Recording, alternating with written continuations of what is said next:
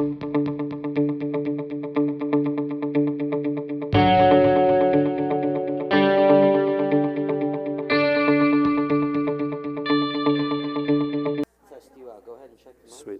Hello, can you hear me at the back over there? Can you hear me in the front over here? Can you hear me on the left side? Right side? Okay. Got it.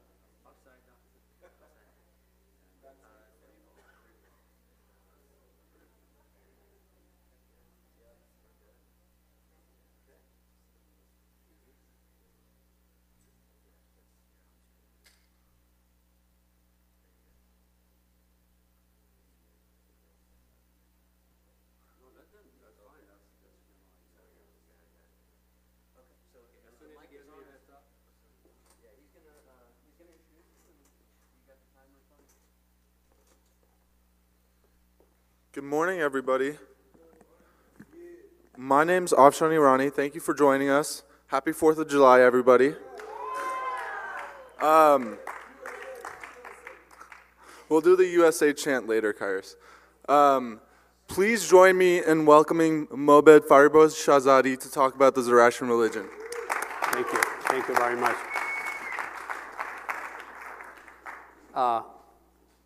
Good morning again, If you can rise, let's say one Yatha Ahu Vaeryu, one Ashem Vohu, please. I'd appreciate it. If you want to raise your hands, or you can cover your head, both are good enough. I'll wear my hat. And I'll explain to you why I recite Yatha Ahu Vaeryu first and Ashem Vohu afterwards. And it's up to you in the future if you ever want to recite these. Yatha Ahu Vaeryu. Yatha Ahu Vaeryu Atharato Shashachid Hachao. Vengehosh Dasda Manangush Shautanana Mengehosh Mazdai Hashatrim Cha Aurae O Yim Derigu Biudadadvastarem Ashem Vohu Vahishtem Asti Ushta Asti Ushtamai Yadashai Vahishtai Hashem. Thank you very much. Please have a seat. And important thing, I won't accept any questions during the session. If you want to ask me any question, I'm available to you outside the doors when the session is over and when I have my 30 minutes. I'm not a research scholar. I'm not a Zoroastrian scholar. I'm just a lay person, a Mobed that over the last 45 years has gained new insights into the religion, and I keep on getting new insight into the religion. So if you learn something different, that's okay. I'll just add to that. But, there might be a little difference, in what I say. And I'm going to talk to you just basic things that I would teach an 8-year-old, 9-year-old, 10-year-old. So when I see you, I'll be talking down. Don't worry about that. That's part of my presentation. I won't go into what I'm going to talk about. I'll go into... No, what happened, this is where I had a problem. I grew up in a little town where my mom used to teach me to say the Yatha Ahu Vaeryu, to say the Ashem Vohu. Got Navjodit at the age of 6 years old. I didn't know what the Sedreh meant. I didn't know what the Koshti meant. I didn't know what prayers I was reciting. I was just reciting it blindly. So my object in the next few years is at least teach you 20 things that you might appreciate from our rituals. And it's very important. Okay, so the religious symbols that we have, Sedreh, Koshti, the Fra-Vahar, over the years, I would bet, if I ask a lot of you, you will not know why there is certain things on the Sedreh, why there are certain things on the Koshti, why there are certain things on the Fra-Vahar, and you don't have the answers probably. So my job is to teach you that. Because what happens is the Sedreh, Koshti, Fra-Vahar prayers, Thanksgiving, Halloween, Christmas. I asked my grandson, and Neil here, I might point to him once in a while. I said, okay, so you celebrate Easter. Yeah. What do you do for Easter? Oh, we go around the house and find eggs. Okay, why the eggs? What's the meaning of Easter? I don't know, Babu. Okay, so I want you to know the basics of why we do it, okay? So let's go to the first. Anybody want to raise your hand and say, what is the most important word in Zoroastrian religion? Anybody want to raise your hands and say it out? Yes. Nope. Anybody? Asha. He hit the nail on the head. The most important word for us in Zoroastrian religion is Asha. Asha has a lot of meaning. It comes in the Ashem Vohu prayer. It can be perceived in 3 stages, and I'll point it on the Sedreh. But the most important, starts with an A, ends with an A. The first letter of the alphabet, Asha. And I'll go into it. Please read this. I won't go into it. I won't recite. I don't like to recite my slides. Just read it. And I'll go into it when I... Now, Asha can be perceived at 3 stages. If you just think about it, everything in this existence is physical and is perfect, unless we mess it up. Everything is perfect. The trees grow, the animals come, you get your milk, everything is done. It's all perfect. To me, Asha is the physical order of everything that God made perfectly, or whoever that energy made perfectly. Now, if you take the physical level in Zoroastrian religion and apply it to yourself, psychologically you're following the law of Asha. Now, if you take the physical and add the psychological, you reach the highest level of spirituality, which is reaching Asha at the highest level. So, this is the explanation. You can read it very fast, and we can go to the next slide. I know, I've been to so many talks where they read the slide, the speaker is out there reading. I don't want to read it. You read it. Having read that, let's go to the next one. Okay, so I'm going to pick on somebody in the audience. I can walk on stage. I won't walk too far because it's being streamed. Is it okay if I pick on a few people? Just in case, I'm sure. Anybody in the audience want to stand up and recite the Ashem Vohu prayer, please? Any volunteers? No? No, you don't know your Ashem Vohu? Okay, you do it, sir. Go ahead. And let's listen to him, find out.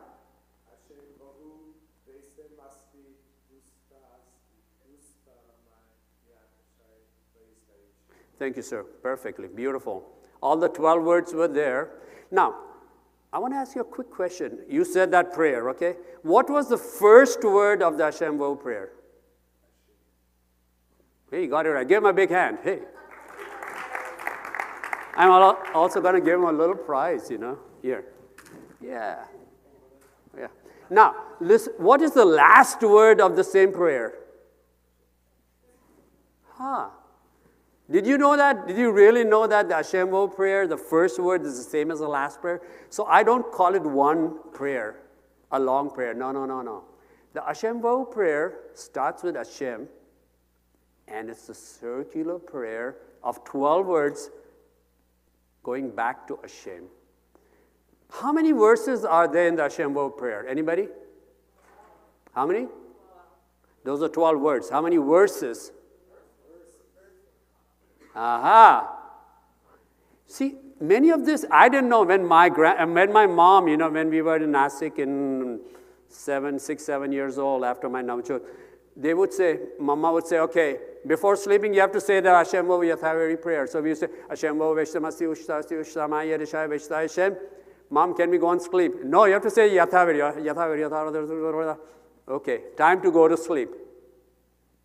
Nobody ever told us that. The Ashem Vohu, maybe my mom didn't even know. The Ashem Vohu prayer is not one long prayer. It is a prayer that has 3 distinct verses. And let's go over them. Ashem Vohu Vahishtam Asti. Stop. Ushta Asti, or somebody says Ushta, that's correct, nothing wrong with that. Ushta Asti, 2 words. Ushta Ama Yatha Ahu Vaeryu, 6 words. So the Ashem Vohu prayer has 12 words, 3 verses starting with Hashem and ending in Hashem. And this is the central theme of our religion, the Ashem Vohu prayer. I want you to know it. Because it reminds you of one thing, Asha, which is righteousness, which is perfection, which is what the world or the earth was created with. Going to the next one.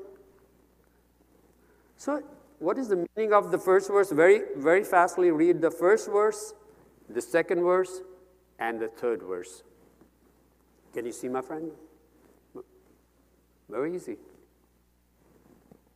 It's a prayer reminding to you to follow the path of Asha. And I bet you, a lot of people say the Ashem Vohu prayer, but don't know what it leads or what it means. Let's go to the next one. Okay, I'm going to pick another volunteer. Anybody in the audience want to say the Yatha Ahu Vaeryu prayer? Anybody stand up and say it? Go ahead, Mobed. Yatha Ahu Vaeryu,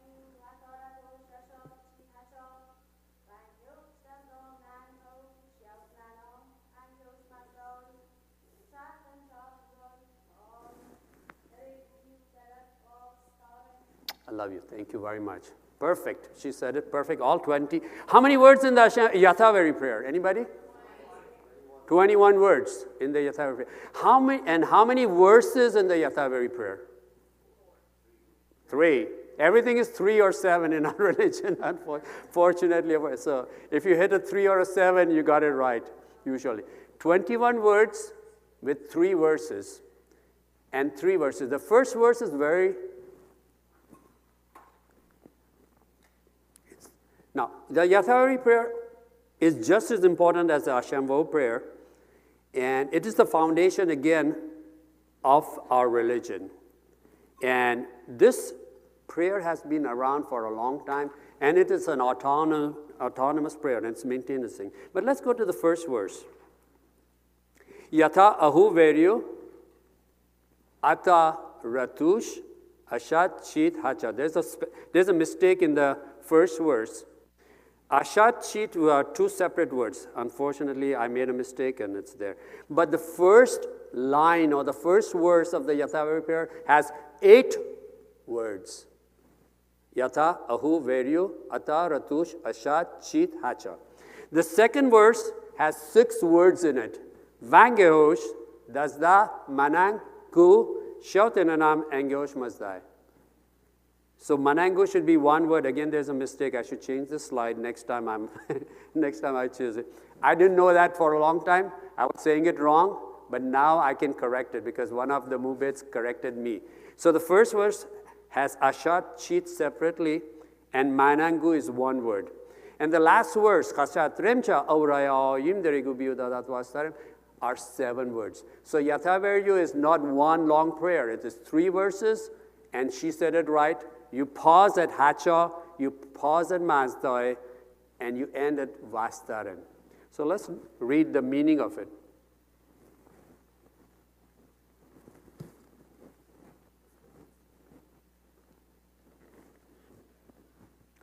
I want you to read the last one a little more correctly.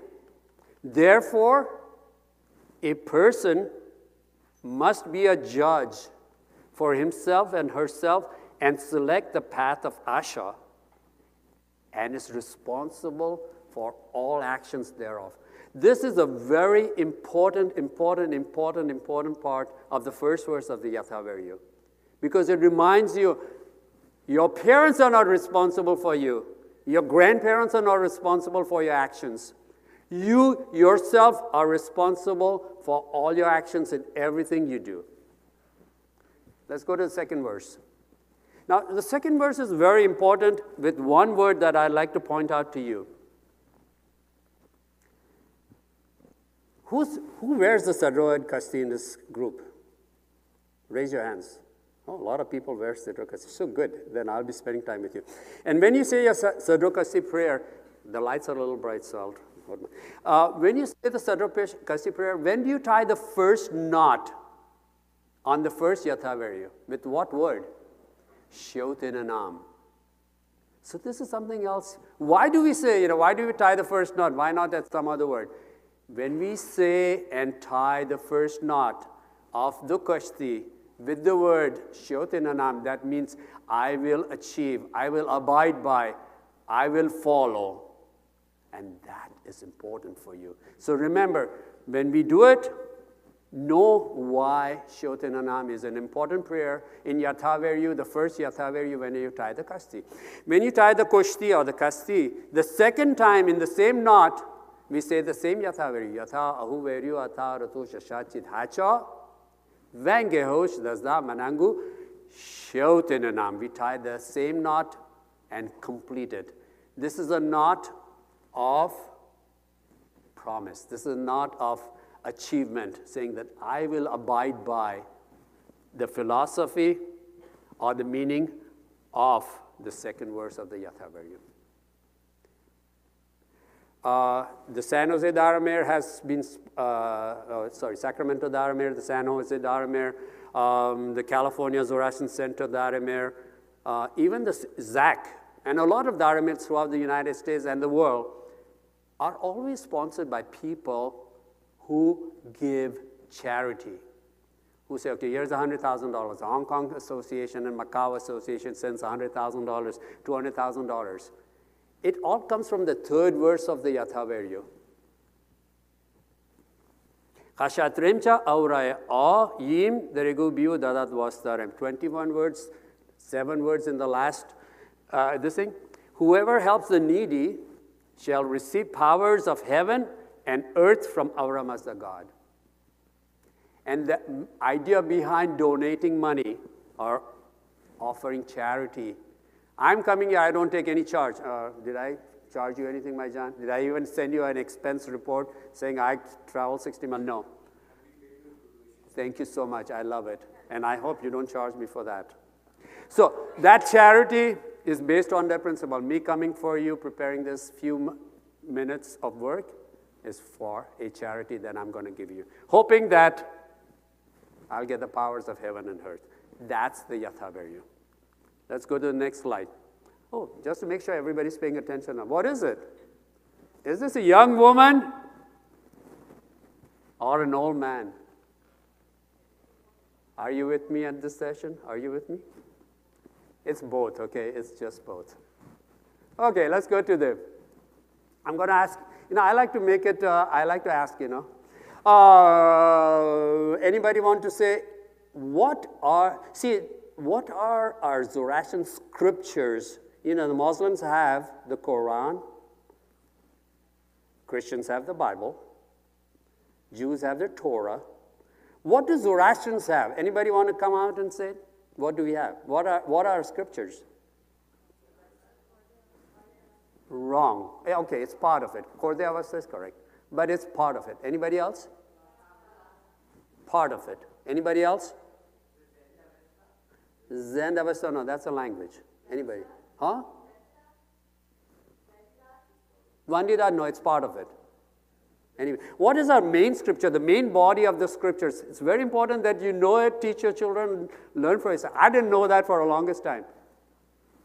The main scriptures are not the Vandidat, are not the Khorde Avasta. Khorde Avasta are daily prayers, are not the Vispared, are not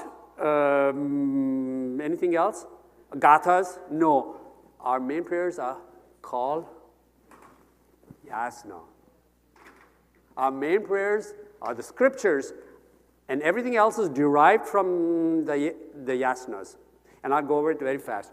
So, if somebody asks you that question, Yasnas are the main, it's not the only one, but the main part of our scriptures.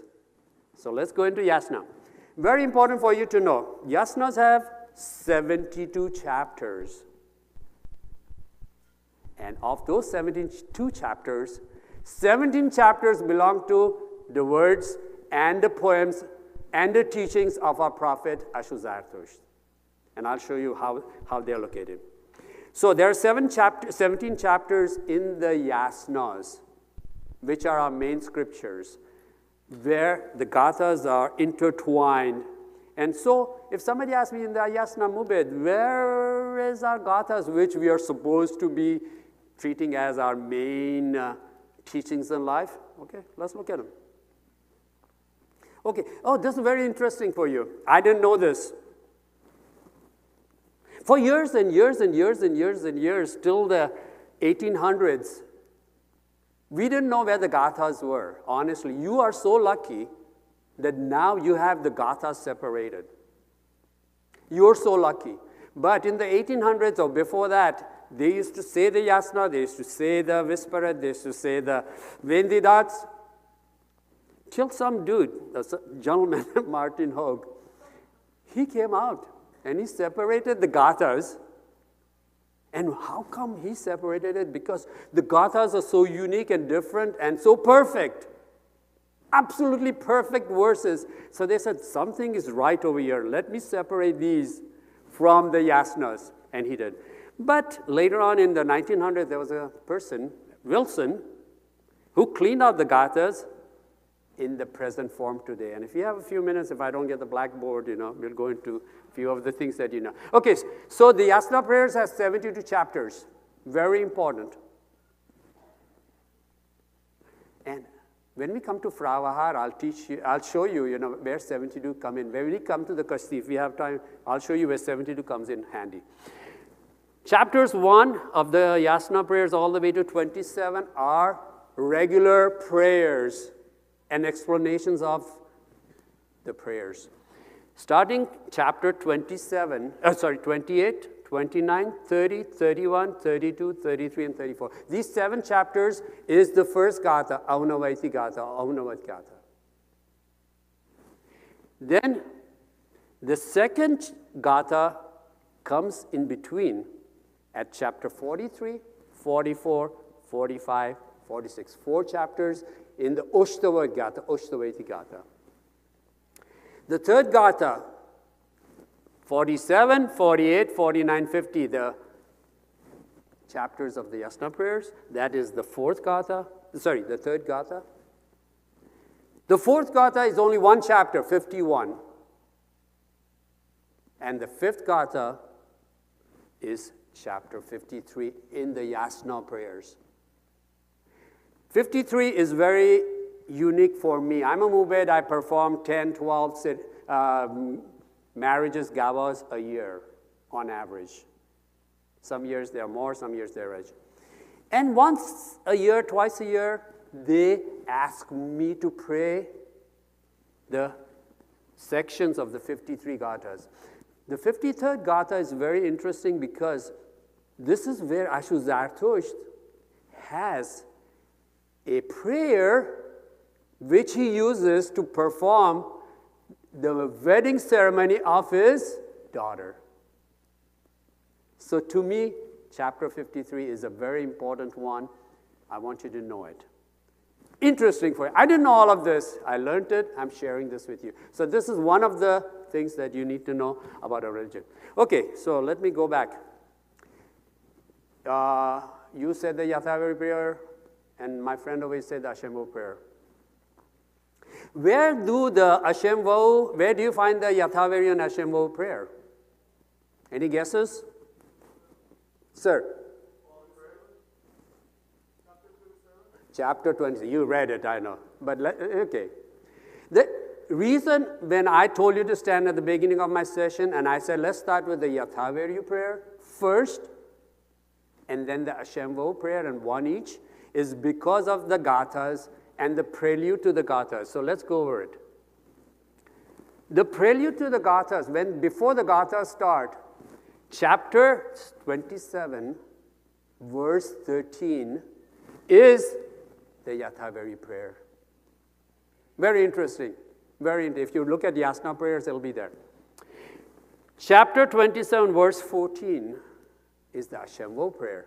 So that's why I pray the Yatha Ahu Vaeryu prayer first, the Ashem Vohu. I won't go into Yangyahatam, but for women in this group, any women in this group? One day I'll teach you, or you can meet me in the lobby. I'll tell you about Yangyahatam. I don't have time. But this is a beautiful prayer where you are reminded that a woman is mentioned in this prayer, in the Yangyahatam prayer. Once 27:15 ends, chapter 28 starts, which is the Gatha, which is the first Gatha. I hope I'm giving you good information. I hope you're getting something. Let's continue on. Okay. There are some people in this group that wear the Sedreh physically. There are some people in the group that wear the Sedreh mentally. There are some people in the group that don't wear the Sedreh physically or mentally. To me, I want you to know the Sedreh. Very interesting for you. What is the meaning of the word Sedreh? The Sedreh is the garment of the good mind. Ashu Zarathustra taught us to be Vohumana. Think good thoughts first. And this is a reminder. This is a reminder to think good thoughts. Okay, so let's go over the Sedreh. Anybody have a Sedreh on you? Just touch it. Don't bring it out. Just touch it. Okay, first of all, very important for you, this Sedreh is made out of one fold of cloth. There's no stitching at the top. It's made out of one fold of cloth. What that means to you and reminds you in this Sedreh and when you wear it is we all are cut from the same cloth. That means we should respect everybody, regardless of their religion, culture, skin tone, everything. We should respect everybody. Anybody that's good, you have to respect them. This is what Sedreh teaches us. In your mind or when you're physically wearing it. Number two, I bet you, does anybody know that there's a stitching on the left-hand side of your Sedreh or the right-hand side of your Sedreh? Did you know that? Have you ever seen this stitching? Have you? Anybody? Raise your hands if I can see you. Okay, sir, you at the back. Can I ask you what this stitching, the straight stitch on the Sedreh is all about? Okay, then let me teach you fast. There are two stitches on the bottom of the Sedreh, and all Sedrehs that are legal, kosher, should have these two stitches. It's a short stitch. It's a reminder when you touch it that, hey, I'm not perfect. Just because I'm a mubed, or just because I'm a beautiful-looking girl, or a good-looking guy, or a tall guy, 6'9", handsome, doesn't mean I'm perfect. But this reminds you to be perfect, to strive for being perfect, to go in the direction of perfection, this stitch. And all Sedrehs should have it. Now, on the other side, there's a triangle. Does that remind you of anything? Remember, a few minutes back we talked? This is the triangle of Asha, where you should perceive Asha physically, psychologically, and if you do that, you can perceive Asha, or righteousness, or truthfulness, or the right thing to do in your life spiritually. It's all in the Sedreh, guys. It's all there. I didn't know that. But it's there. Okay. The Sedreh is made out of white, of course. White reminding you of purity. It's a symbol of purity. It's made out of cotton, not wool. It's made out of cotton. Cotton is a representative of the plant kingdom. The plant kingdom is one of the creations of God, as we believe in, and that God to us is Ahura Mazda. So it represents one of the beings or one of the creations of God, which is the plant kingdom. There are 3 pockets. Now, most of us don't need these pockets anymore, but in the old days, probably as a reminder. We have good reminders on a cell phone. It's called, what is it called? Reminder. It's called, what is it called? What is that app? Reminders. Notes. In the old days, they didn't have these beautiful machines.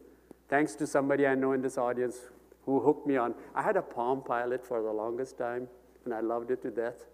But I had to change my mind, and now I'm having Gatha. Okay, that's another story. There are 2 pockets on the Sedreh.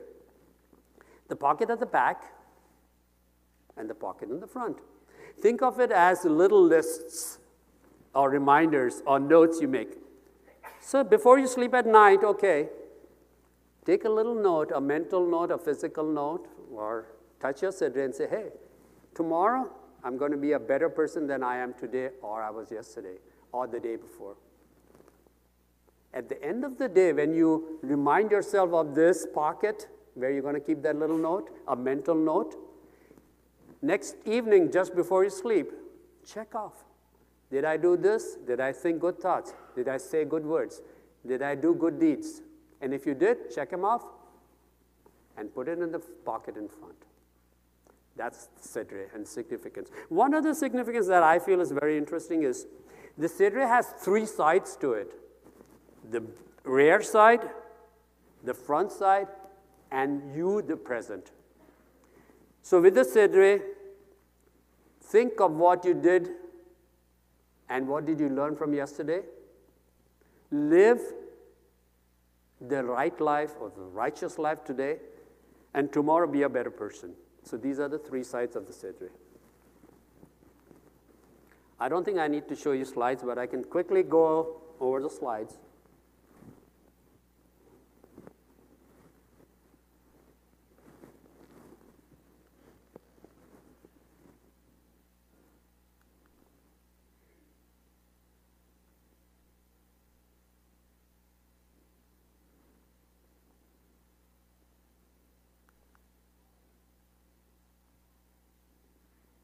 Aha.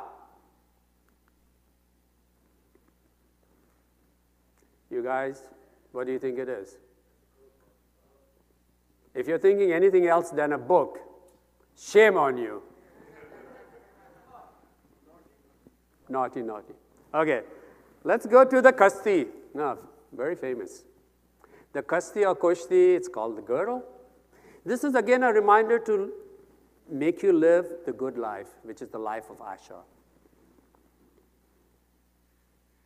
What is our scriptures?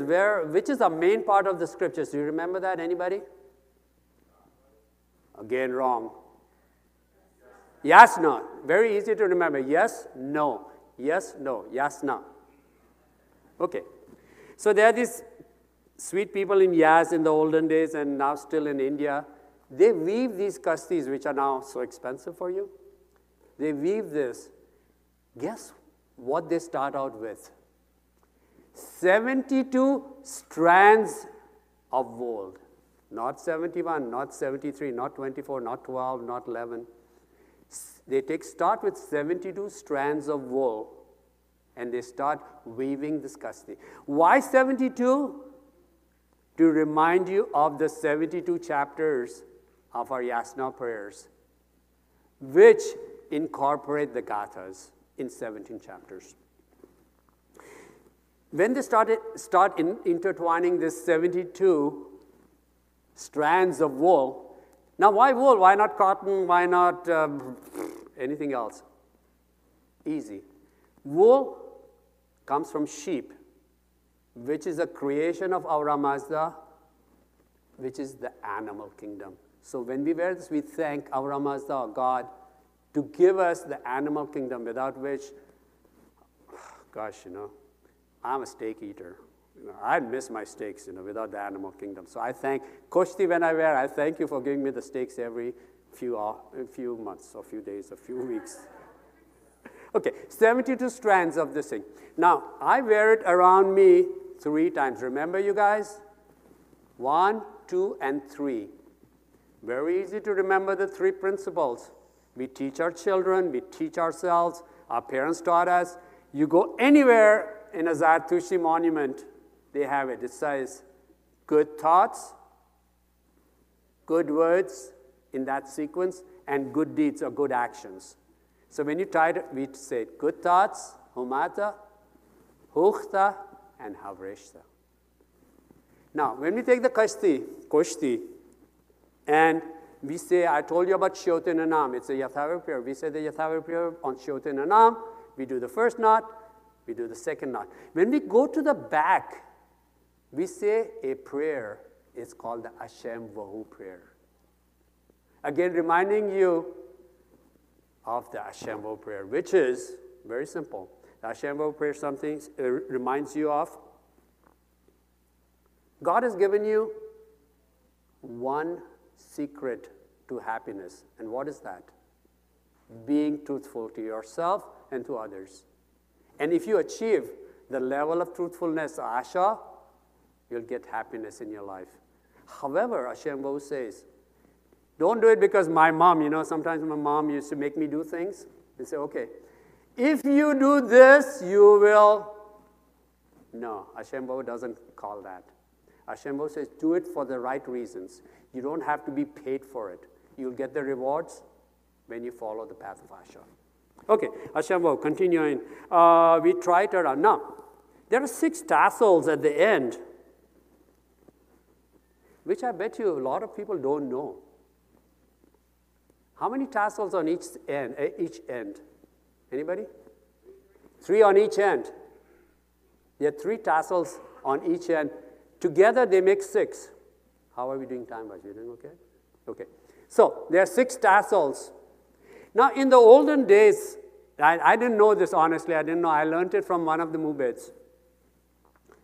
In Iran, not in India, but in Iran, for Nowruz, which was the first festival of the year, the seasonal festival, you'd get a new Koshti in the olden days. So the Koshti itself represents New Year's, Nowruz. And then, Jews go to the synagogue every Saturday. Muslims pray 5 times a day. On Friday, they have to go to the masjid. Christians go to Sunday school, and Sunday prayers. How about Zartushtis? What is the requirement of Zartushtis for prayers? Or going to Darimir? What is the requirement? Anybody? None. Hey, not none. Koshti reminds you of those 7 times.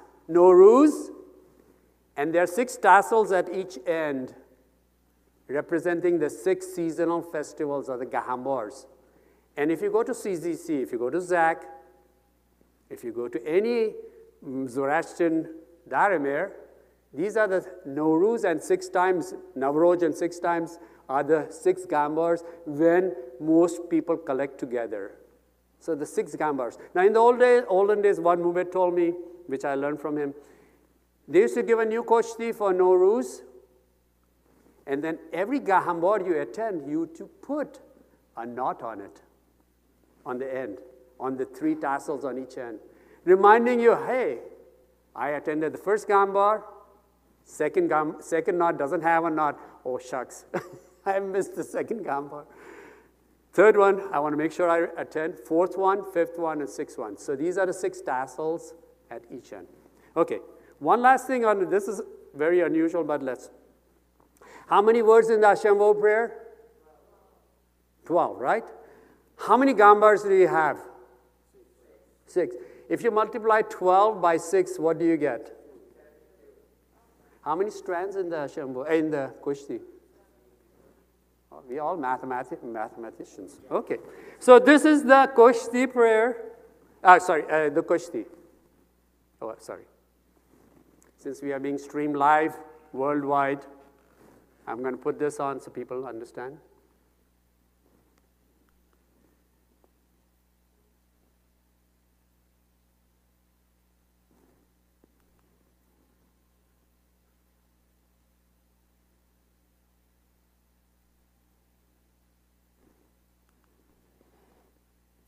Talk to you about Shiyot and Anam.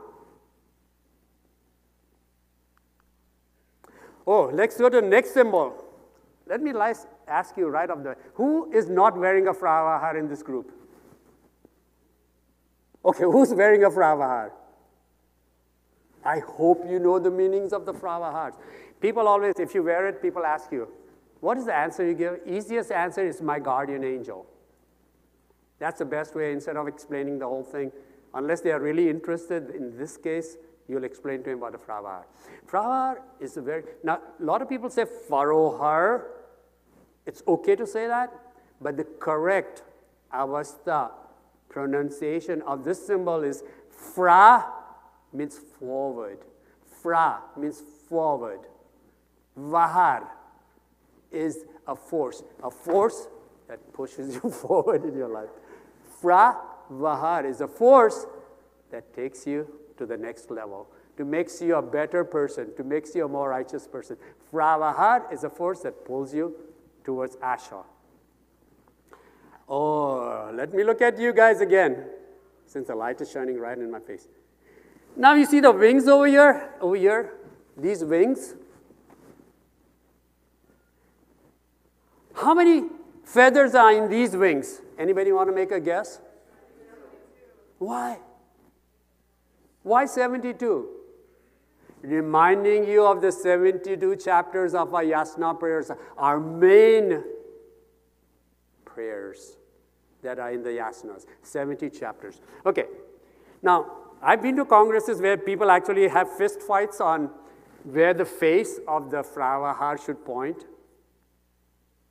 Believe me, so the Fra-Vahar is just a symbol, guys. It's just a symbol. It doesn't matter if it faces to the left or face to the right. But they said, no, if it faces to the left, it's facing towards wherever country, wherever. If it faces right, it faces whichever country. Doesn't matter. It's a symbol reminding you to be a better Zarathustra. That's it. Okay, please, don't get hung up on where the face should point. So if they have it facing, so if you're in Australia or New Zealand, what are you going to do? Point it downwards? So the direction or the face of the Fra-Vahar, but believe me, I've been at congresses where actually there's a fist fight, and I say, no, it has to be this side, no, it has to be, oh, no, another thing I've heard, the Indian Parsis, they have it facing the left side or right side, and the Iranians face it the right side. No, we don't have such stipulations. If they do, it has nothing to do with the symbol that is the Fra-Vahar. And that's Mobed Fariborz's opinion only, please. It's my opinion only, please. So let's go through the different parts of the Fra-Vahar.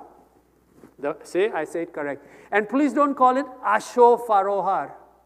Asho, there's only one person that reached that level of spirituality, psychologically and physically, and that person is Ashem Zarathustra. So don't call it the Ashem Fra-Vahar, it's just a symbol. You can call it Ashem Fra-Vahar, I have no problem with it, but there was only one title, and that's reserved for one person out there, and that's Ashem Zarathustra. But if you call it and mean that, okay, it's a Fra-Vahar symbol that leads you towards Ashui, which is righteousness, I'll accept it. But if you give the title, like I'm Mobed Fariborz, not Ashem Vohu, it's Fra-Vahar. And it leads you to Asha. So let's go over the different parts of it. It's a symbol, that's it. It's not a person, it's not a human being, it's not a, like my grandson is a, Babu, this looks like an old man and a bird. What is this? So it's a symbol reminding you, and you are Avram Azza's creation to progress.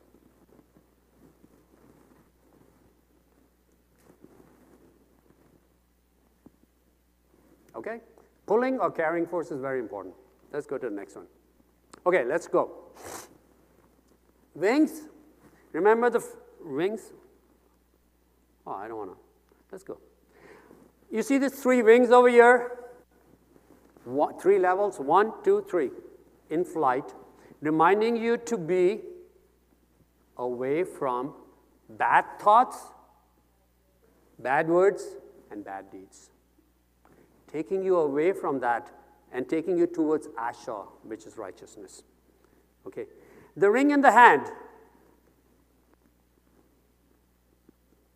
It teaches us. I don't have time to tell you a story, but if you come out, I'll tell you a story. I was in Iran working for a pharmaceutical company, and I'll tell you the story later on.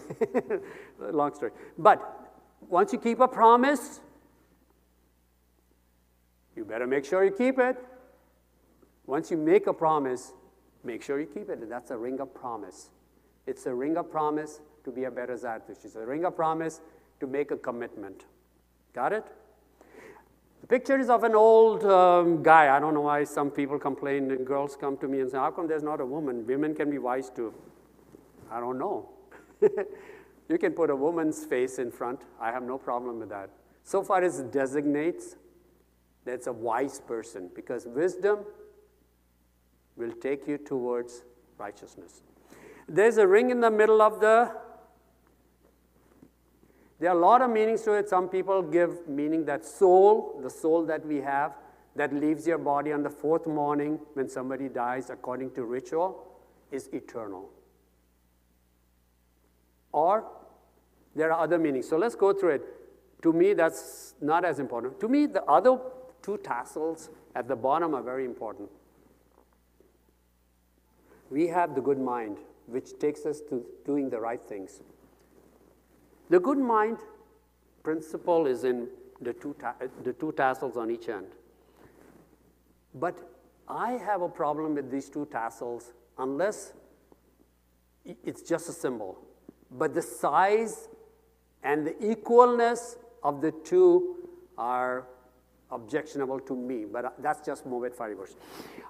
One tassel on one side stands for good, the good you do, Spenta armeti, this good you do, or spenta menu, which some people say spenta menu. The other one balances it out, I don't think so, is angra menu, which is evil, bad thoughts, bad words, bad deeds. I don't think these two forces are equal. However, it reminds us 15 minutes, cut, almost there, perfect. Reminds us to stay away from evil and be good. Okay, so let's go over Fra-Vahar, I taught you that, talked about that.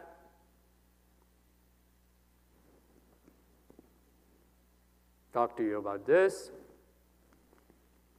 Okay, now we go into our everybody's favorite subject. Anybody want to say what these numbers are? Any guesses? Say again, your bank account. Your bank account, you start out with, in Vegas, you go to the table, you start out with 6,000. After a few hours, after a few minutes, it goes down to 1,300. After a few minutes, it goes down to 238, 17, and 5. And then you leave home in your car without gasoline. No. Anybody? Yes, sir. Thank you very much. Not timeline. No, it's not a timeline. It's very simple. Okay, the Gathas. Everybody talks about Gathas. I love it. I've written a book on Gathas. I can send you a copy of it. It's free of charge if you want. All you have to do is tell me, or I can give a copy of it to Arzan, and he can send you a copy of the Gathas. But you got Gathas are all over. You can just sing. Now, very important. You didn't know that. I didn't know that. The Gathas have only 6,000 words. Gathas have only 6,000 words. That's it. These words are in 1,300 verses. Lines, not verses, lines. In 238 verses, which boils down to 17 chapters. And how many Gathas do we have? 5. So this is the sequence. 6,000 words, 1,300 lines, 238 verses, boiled down to 7. So all of this poor man, 3,800 some odd years back, this guy was promoting Asha, or whatever he was promoting, the good religion, what we have handed down today. He might have had more, I don't know, but what came down to us in the Yasnas are only 6,000 words with 1,300 lines, 238 verses, 17 chapters, and 5 Gathas. That's it. That's all you get. So, the Gathas.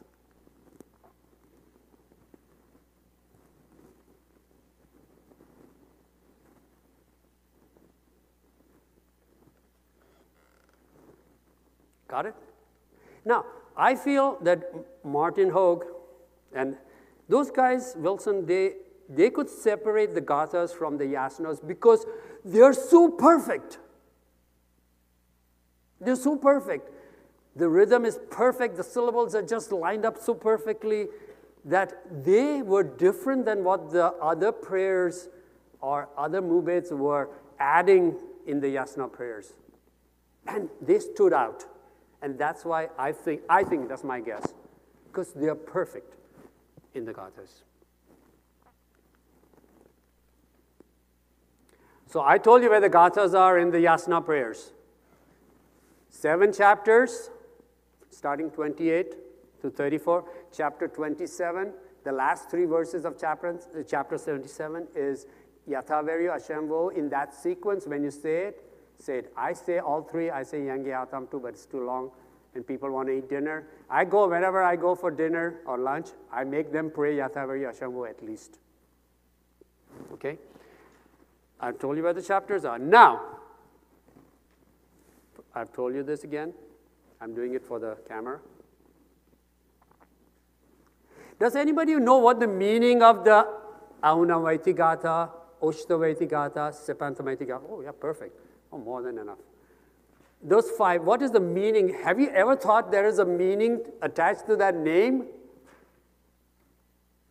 Let's learn it, or let's at least read it. Ahunavaiti Gatha means divine will or essence. Teaches you in that self-sacrifice and a gift to God. Ushtavaiti, Spentamenti. I bet you don't know that. How many people really knew this? The meaning of the 5 Gathas? Anybody? See, you're learning so much new things. Now, if you remember everything I teach you honestly, if you remember everything I teach you in this small, short session, you will have more information than I guarantee you than 95% of Zoroastrians in the whole world, including Mobeds all over the world. Honestly. 90%, 91%, 95%. Believe me, this is what my quest in my life is to re-educate everybody I meet, 1 person, 10 people, 20 people, 100 people, 500 people, teach them the basics of the Zoroastrian religion. Let's go to them. So, the first Gatha has 100 verses and 7 chapters. Second has 66. Third has 41. Fourth has 22 verses only. And the 5th Gatha is 9 verses only. Now, I want you to remember the first 4 Gathas are composed for Ashuzartos, for you guys and me. The 5th Gatha, or the last Gatha, has 2 major themes. Number 1, there is a verse in there, or 3 verses, 2 or 3 verses, which he used as a blessing for his daughter's wedding. And after teaching all these Gathas to the people during his times and till today, shows his success in the faith that he was teaching. This is the Gathas. In other words, the 5th idea. There are 5 ideas in the Gathas which I have figured out from teachings of people around me and learned people. 5? Not yet. Okay, I'll be done by then. Okay. There are a few themes in the Gathas which are consistent if you read them. Number 1, the principle of Asha, which I've been talking all morning for the last 51 minutes. The gift of good mind. These are all concepts in the Gathas presented by Ashuzartush. The 3rd idea is right-mindedness. 4th one is Rosh, conscience. Believe me, you do something wrong and you realize you've done something wrong, it hurts here. You cannot sleep the night, it hurts here. It may stay with you for a long time. Srush, make sure you hear from within so you don't do the wrong thing. The 5th idea, and this is very unique to Zoroastrian religion, is the idea of happiness. Is the idea of happiness. It says in Ashem Vohu, Ushta Asti, it is happiness. Ushta Asti, the 2nd verse, 2 words, it is happiness. So that idea is very important. In other words, the Gathas, a lot of people think Gathas is super duper complicated compilation of things. No, If you break it down, if I have to tell my grandson, who's 7 and almost 8 years old, next month is his birthday, he comes to me and says, Bob, what is this Gathas? What is the meaning behind the Gathas? I'll just tell him 2 words. Gathas teach you to choose between what? Good and wrong. So really, that's it. So if you want to boil down 17 chapters, 6,000 words to 2 words only, it's your choice, and it's a choice that you're given to choose between good and not good. If you can do that, that's awesome. That's Gathas. Are you guys still in the lecture? Everybody's going, ooh. Okay. Now, there is an SOS mantra which you recite, those who pray recites. I want to teach you this very simple mantra. Mantra, something that you ask in avastha, something that you ask, oh, perfect, we are done. Awesome, awesome. So, if you can raise your hand, don't have to stand up, don't have to cover your heads. Sometimes and many times, you have a problem. You have an exam. You need a help from our Mazda, from God. And you can easily ask him in English, oh, Ramazda, please help me, right? That you'll understand. But I want to teach you something avastha, very simple. 3 times, if you want to say it is, Jasa me avange Mazda. This is a prayer that everybody's taught when they're Navjotit, Sedreh Pushid, or your parents teach you this thing. Very simple. Jasa me avange Mazda. To me, that's the SOS, Save Our Souls mantra, which is Jasa me avange Mazda, meaning, O our Mazda, come to my help. I'm a worshiper of Mazda, the religion that teaches me good thoughts, good words, and good deeds. Jasa me avange Mazda. Very simple prayer, just say it. And if you believe in mantras, if you don't believe in it, listen to Apple, iPod, or something. Listen to some music. But this is a good way to know. Okay. I don't want to go into attributes of human beings. Very, very quickly, this is a topic that I don't have time to discuss, but it's very interesting. Human beings have been given 11 attributes. Self-made, you make a drone, you make a Roomba, you get attributes in it. These are the 11 attributes. You've been given this. Having been given this, you automatically should have good thoughts, good words, and good deeds.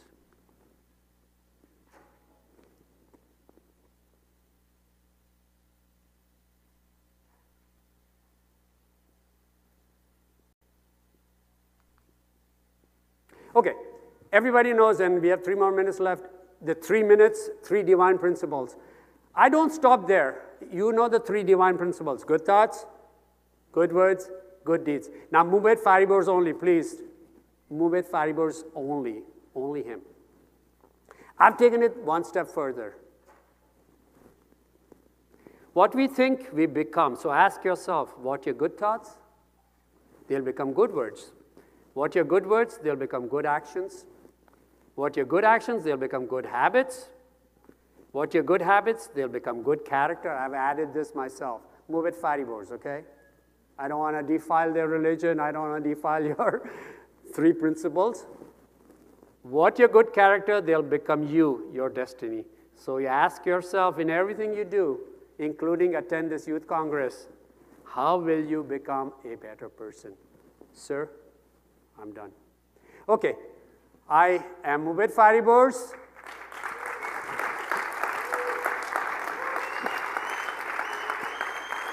I finished it on time. I am available to you for any questions you want to ask me. Not here, I'll be outside.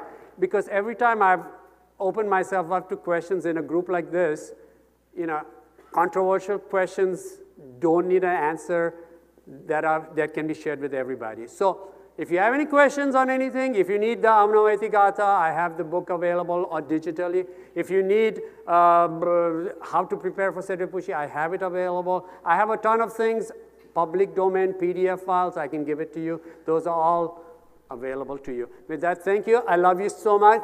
Have a fun time at the Congress. Please join me in thanking Mobed Fariborz one more time. I appreciate it. Thank you.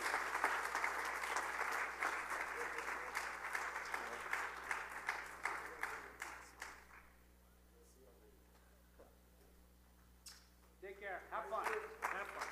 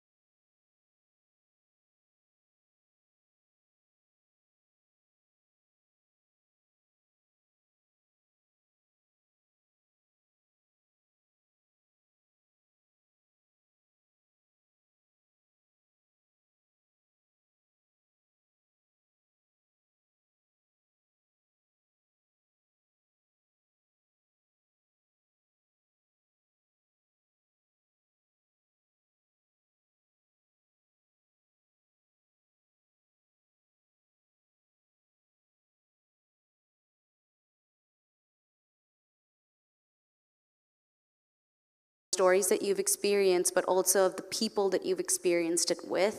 And in that, their stories get heard as well. And I think that's like the best thing about this medium. And I think that's where documentary, TV shows, film, they create a world of their own. And as long as you're respectful, people will know what you're trying to say and will understand what you want the theme to be. And no one's ever made a movie that's going negatively, well, at least a movie that hasn't done well, that's going negatively, you know, against something. Like, I think as long as you're kind and respectful, people will admire the work that you've created. Thank you guys so much. Thank you very much. That was incredible.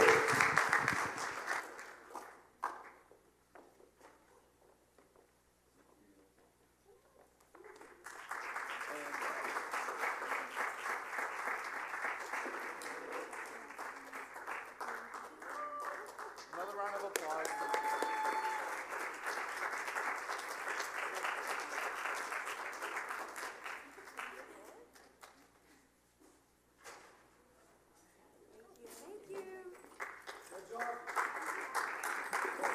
And now please join me on welcoming our next panel, the last one before lunch. And this is going to be about Zoroastrianism and media. And please join me in welcoming Bita Kavusi to introduce the panel.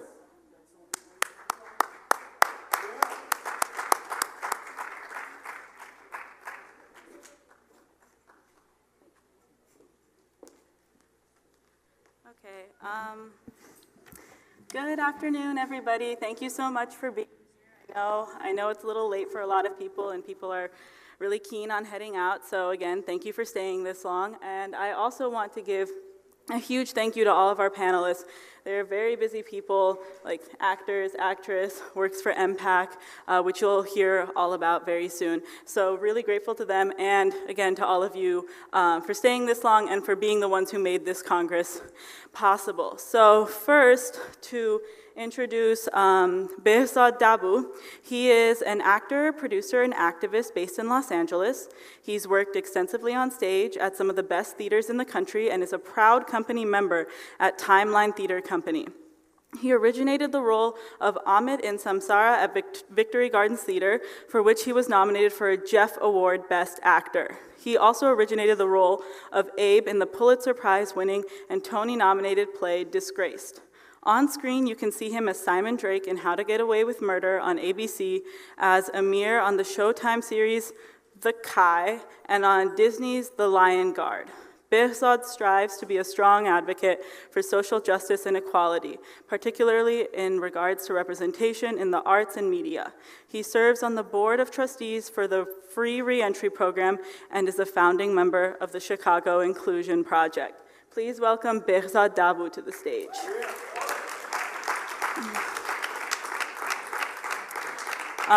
Sue Obedi, please welcome her to the stage as well. Since the Muslim Public Affairs Council, MPAC's Hollywood Bureau, was launched in 2011, Sue Obedi has blended the love of her faith with her love of film, television, and digital series to change and expand the narrative of Islam and Muslims in the entertainment industry. Obedi and her team ensure that MPAC's Hollywood Bureau is a partner with the entertainment industry. Behind the scenes, Obedi engages decision makers and creatives to improve the quality and number of authentic, nuanced, and inclusive presentations of Islam and Muslims so that audiences can see Muslims as vital contributors to creating social and cultural change in America and around the world. She also enriches the pool of Muslim talent in Hollywood by nurturing and connecting them to those who can assist in their careers, both on the creative and business sides of the industry. And lastly, Nazneen Contractor. Nazneen Contractor currently stars as Zara Halam on the Frank Spotnitz-produced drama series Ransom. Born in Mumbai, India, and raised in Nigeria, Africa, until the age of 7, Nazneen quickly became well-versed in world travels and a variety of cultures at a very young age. 1 year into her studies at university, Contractor went to an open call audition for the play Pericles at the prestigious Stratford Shakespeare Festival in Ontario, Canada, landing the female lead role. Contractor was immediately offered the opportunity to enroll in Stratford's conservatory program, shortly thereafter joining a cast of A Midsummer's Night Dream as Hermia. Since then, she has also appeared as Hermia on A Midsummer's Night Dreams, The Paptits, and as Leila Hourani in The Border. For her performance as Layla, she garnered a Golden Nymph Award nomination at the Monte Carlo Television Festival. Since moving to LA, she's played Kayla Hassan in the Fox drama series 24, a recurring role on CBS's Rules of Engagement, Covert Affairs, and NBC's Heroes Reborn. She's also appeared as Rima Harewood in Star Trek Into Darkness. When not working, Contractor is an avid runner and yogi. Philanthropy is a huge priority for her, and she supports such organizations as Second Harvest to feed the homeless and Look Good, Feel Better, supporting women with cancer. Nazneen currently lives in Los Angeles with her husband, son, and border terrier. Thank you to everyone for being here today.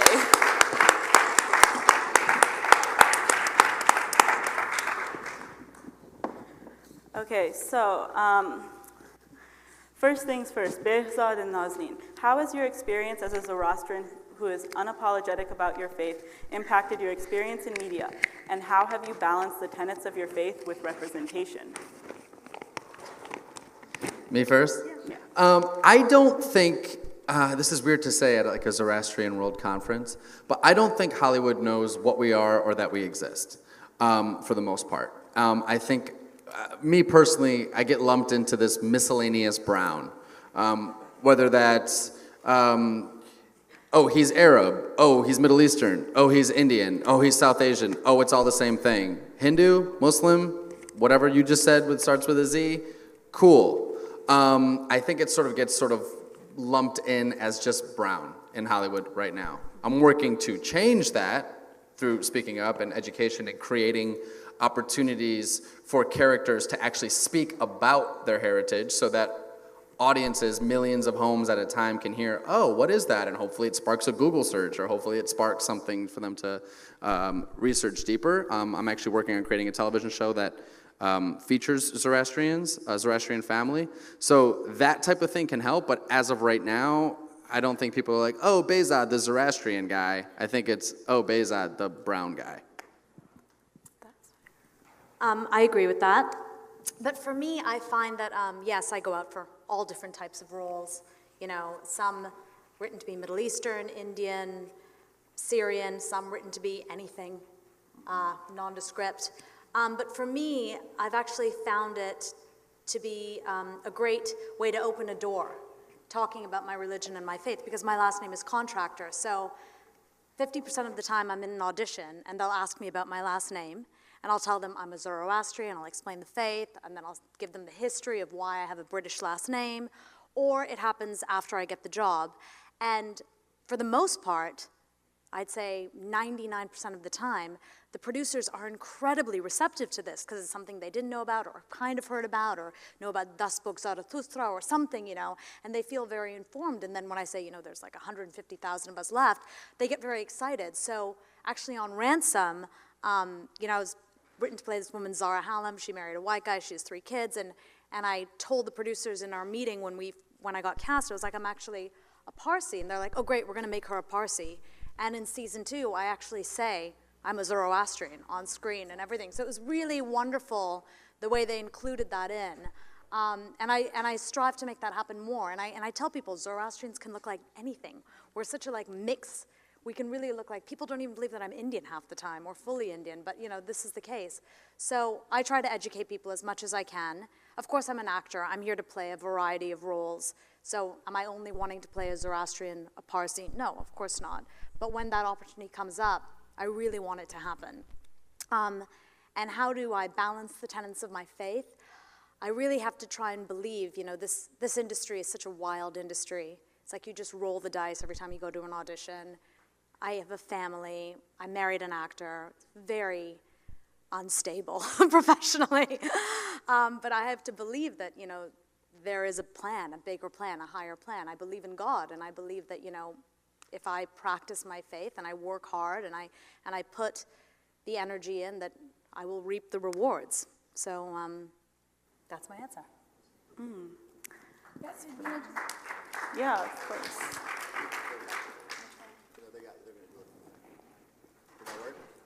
I don't know. I think I turned it off. There you go. Turn off? Okay. Bita, thank you so much for inviting us. I just wanted to say I attended the first meeting, the first panel today, and I learned so much about your faith And it's so rich and so beautiful. And so you being actors in the industry is not just a profession. I think it's part of your movement. It's a movement for you. And any chance you get to educate someone is one step forward to enlightenment by others. The question itself about being unapologetic is always a little bit dicey for me because people compliment me and say you're an unapologetic Muslim, and it's like, why would even that be part of the description? Just doing what you're doing and educating is half the battle. So I just wanted to say that. And Sue, can you elaborate on that by talking a little bit about the work of MPAC's Hollywood Bureau and how that has influenced your perception of the conversation today? Yeah, no, we're not much better off than your community at all. We have the political stuff to deal with that comes out of the Muslim majority countries. So in your situation, you may not be well known in the industry, but in our situation, we're vilified because of what's happening. So we're kind of in the same boat, but not sort of, but not exactly. We do 5 things. We consult on TV projects and TV, film, and digital projects. We've consulted on Aladdin, on The Looming Tower, Jack Ryan, some Nickelodeon shows. We also connect our Muslim talent to industry decision makers. So if someone's a screenwriter or an actor, we connect them to producers and showrunners and TV executives, so they're on their radar. And we also contribute our thought leadership by writing up opinion editorials for the trades and also speaking on and organizing panels. And then we also create short form content. So we put out contests to create, little, 14-minute stories. And then the last thing we do is we have an annual media award that we have where we honor voices of courage and conscience, projects that embody the universal values of mercy, justice, and dignity. And if you wrap up all those 5 things, that's how we work in the industry. But yeah, so I just want to say that. And what do you think about the importance of inclusion and representation for Muslims on screen? Earlier you mentioned that you feel that Muslims are vilified in the media. So what significance do you think that has to your movement? Yeah, we have... You're good. We have decades and decades of unpacking to do, and no community in America, including the Muslim, your community, the Catholic community, the Italian community, no one's come to America and just kind of had it easy. Everyone had to unpack something or get beyond something. And so we work slowly to educate, like Nazneen said. Am I okay? Whenever you get a chance to get in the writer's room, whenever you get a chance to, tell your story and talk about your faith, which is, again, one of the oldest faiths in the world. Why wouldn't we want to know about that, You take that opportunity. And so that is how we unpack the vilification. And we have a long way to go, but the needle is moving because of this conference, too, Everybody's in this together. There's, I think representation is important because people don't like to believe this, but it's true. The majority of Americans don't have 3 friends outside of their race. So that's a fact. So because of that, the only time you have any contact with people outside of your race is television and film. For a lot of Midwestern Americans, the only time they see brown faces is on screen. Last year, there were 2,200 leads on television. 25 of them were Manasa, which is Middle Eastern, North African, South Asian. Of those 25, half of them were seen as threats. So now you have an entire nation who doesn't really see a person that looks like us, and then when they do see a person that looks like us, half the time it's as a threat.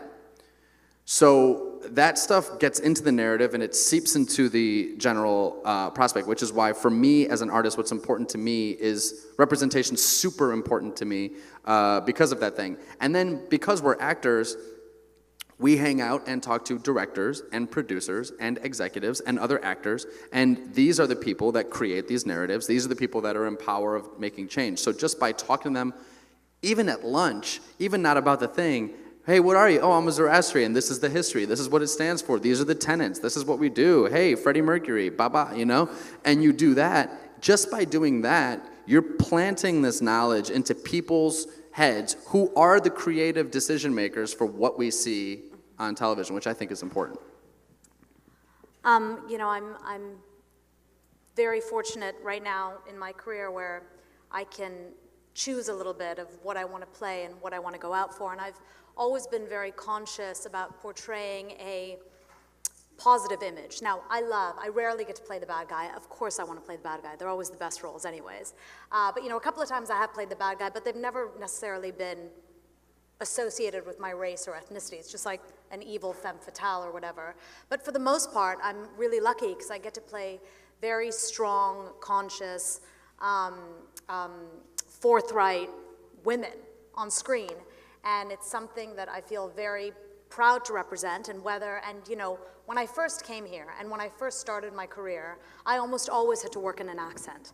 I almost had to put on an Indian accent or a Middle Eastern accent or something like that. And I really feel like that is changing. And I've had the opportunity to work both in Canada and the United States, and I still am able to work in both countries. And I actually feel, it may sound ironic, but actually America, in terms of its media, is actually far more progressive when it comes to casting diversely than Canada. Completely opposite politically, and I was very lucky in Canada. I worked a lot. There was no shortage of opportunity, but I never saw that they were actually willing to take the risk to put someone of East Indian descent as the #1 on a call sheet, or you know, as the lead of the show. Maybe like the co-lead to a white guy, but never really forward. And in America, I've seen it over and over and over again, and that's partly the reason why I came here.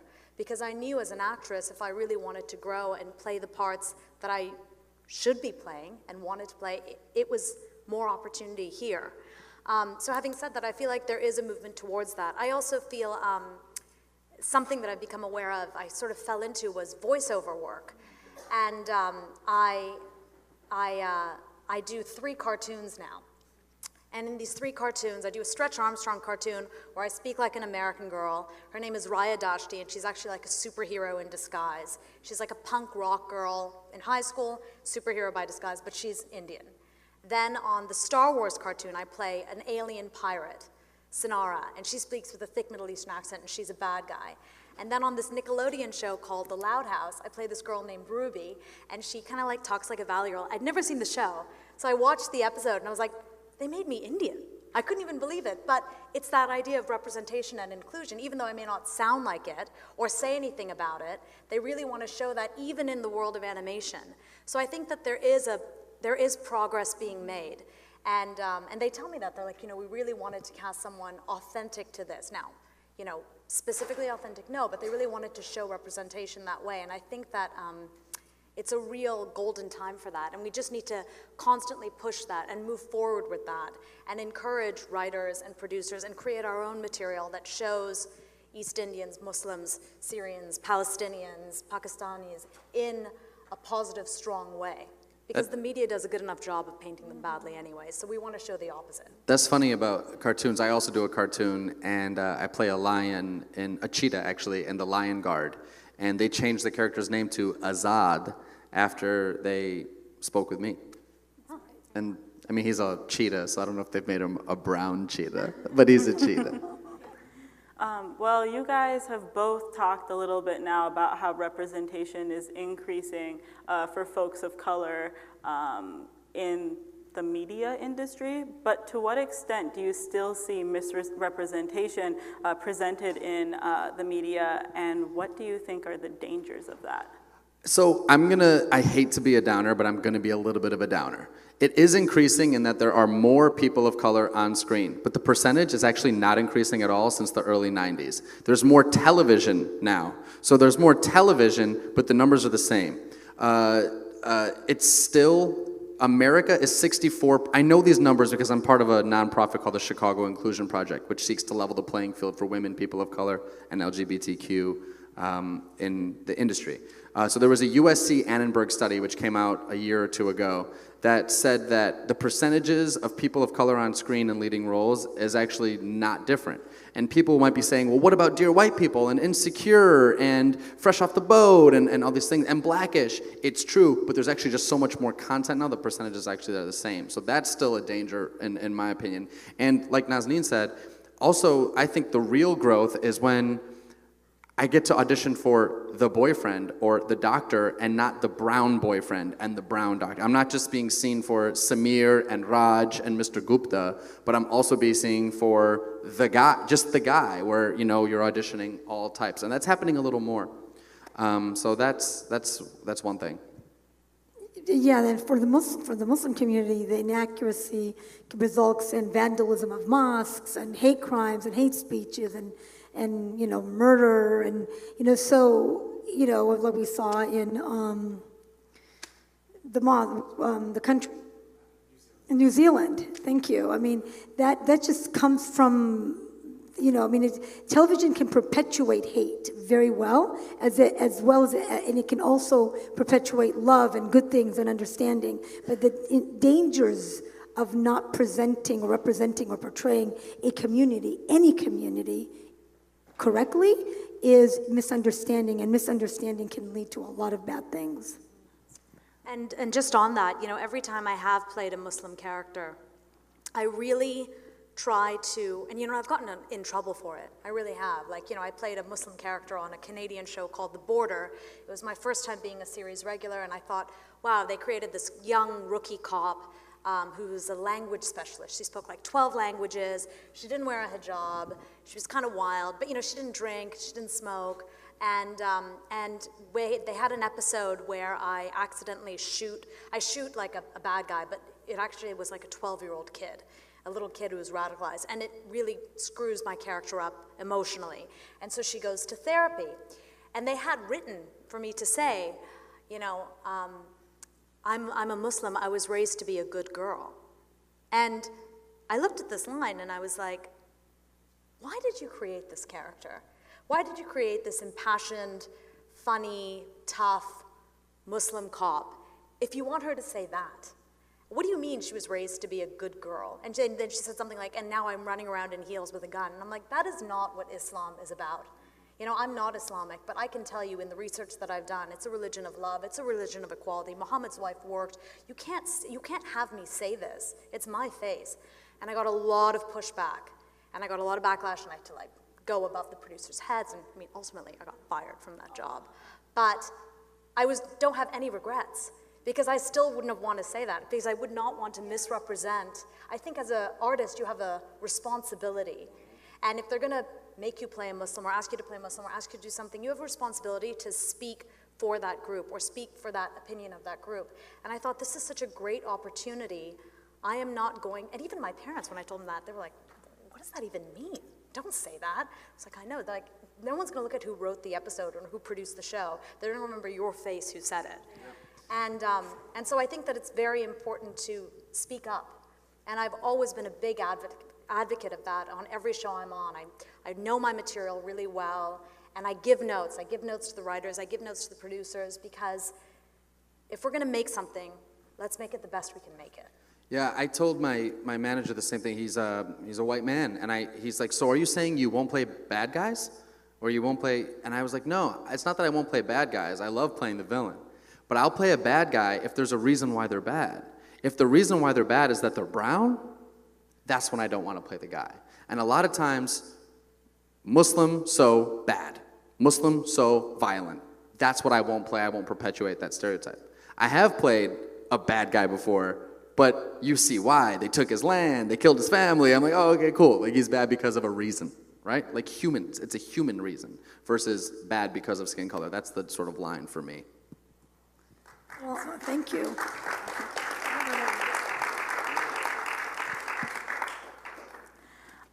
And what barriers do all of you see to increase Zoroastrian representation in media? Like, why isn't the faith presented more prominently in the media, and why is the little representation that our faith gets not accurate? I know you touched on this earlier, Behzad, but if you guys could all elaborate on this. I think that there's for a couple reasons. And one is that for a while the religion is closed off to outsiders. By saying that outsiders can't come into our great temples, we're closing it off to an entire group of other people to get awareness. I'm not Hindu. I've been in some amazingly beautiful Hindu mandirs and have learned a lot about Hinduism that way. I've been in some beautiful mosques, including the Taj Mahal and tombs, I guess, and have learned a lot about the religion that way. I wish that we would allow people into our Atteberry. I know that's a controversial statement in this room, but I do wish that we did that to let other people feel the way I have felt in an Atteberry. And there's also just the numbers. There's so few of us. There's so few of us in Hollywood that when I'm even creating a show about Zoroastrians, it's really hard to even call people into audition for it because I don't know that many. So I think there's numbers. The more we get, the better we do, and not to put pressure on us, but the better that we do and can tell these stories, the more awareness it'll have in the public, I think. Yeah, I think that the numbers, just our population is a big factor. Conversion is a big factor. The fact that, we had to convert everyone at one point, right? Otherwise, how was all of Europe and Asia Zoroastrian? And now we don't convert anyone. I think that that's a big point of contention. But I do feel like, it was amazing because when Bohemian Rhapsody came out, which I don't know if anyone has seen, but actually Zoroastrianism features quite heavily in it. Yeah. The humata hukta huvareshta, good thoughts, good words, and good deeds.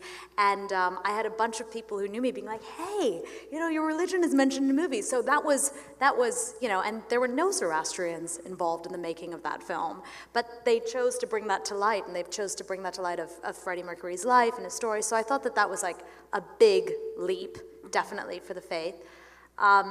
And I think that the more of us that are out there doing stuff, bringing attention, that's the only way it's going to happen. But I think it's a numbers game more than anything.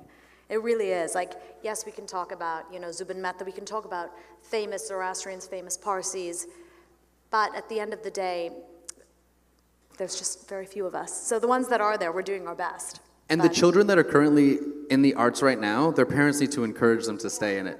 I have this sort of weird guilt that I'm a brown artist whose parents supported me. And I almost have this guilt that I didn't go through the turmoil and the trauma of fighting against your parents.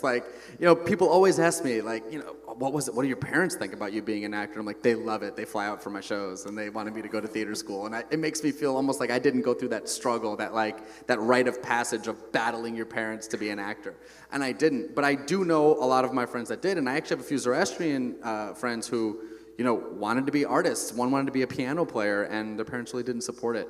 And so I do think that if you have kids that are gifted and are really passionate about the arts, encourage that, support that, and water that seed.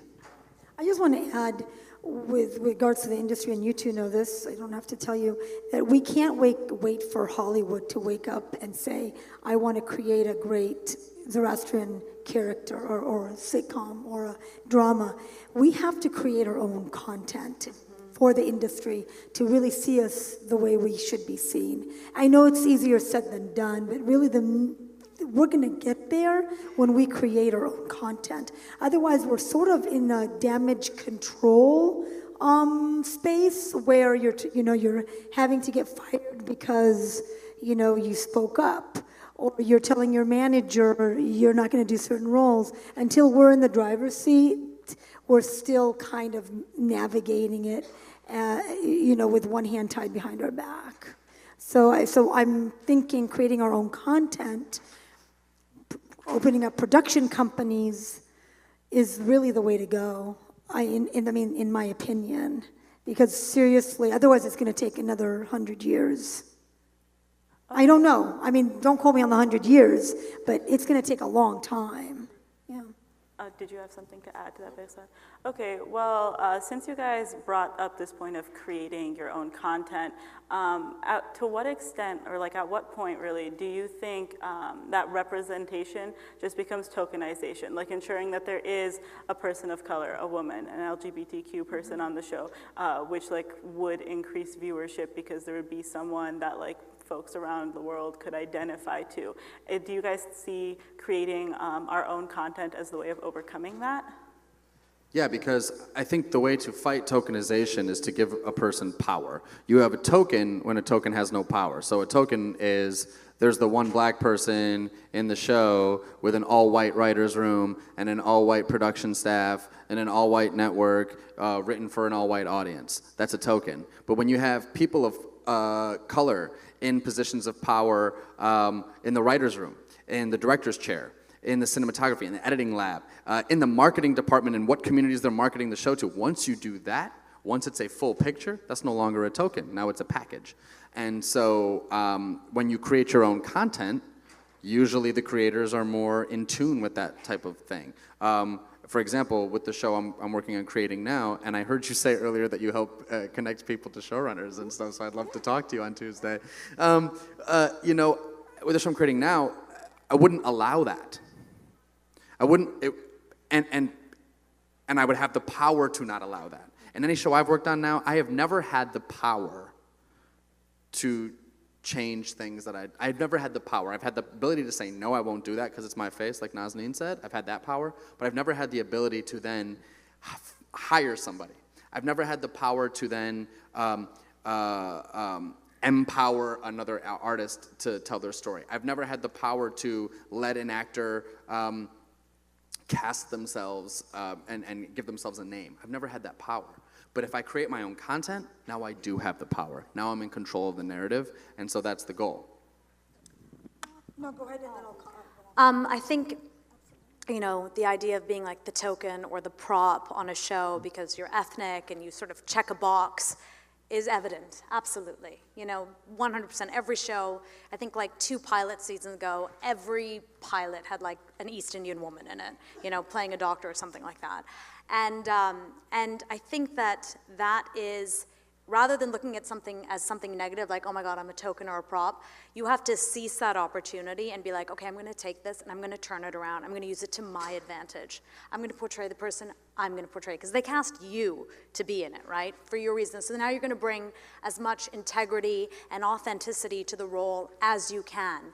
And yes, of course, creating your own content is absolutely the way to go, but when you're not and you're part of a bigger picture, you need to sort of take those roles and really, really have a voice and really have a say in what goes on in your storyline. And it's really about, it's not about being Indian or being a woman or being gay or being straight or being a mother or being single. It's just about, like as an artist, your own integrity. That's how I look at it. And like as an artist, I want to bring the utmost integrity to every single person I'm playing, whether I'm playing a doctor or like, you know, a girl from India who speaks no English and it's a comedy and, you know, is like doing something ridiculous. I'm going to still bring as much integrity to that role because that's my quest and my battle as an artist. So yes, I think that a lot of people in the industry see me as a pretty ethnic girl who can act. I'm not foolish enough not to see that, but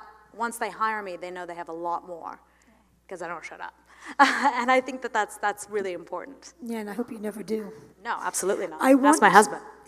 I want to add, because I fully agree, is that 15 seconds or 15 minutes?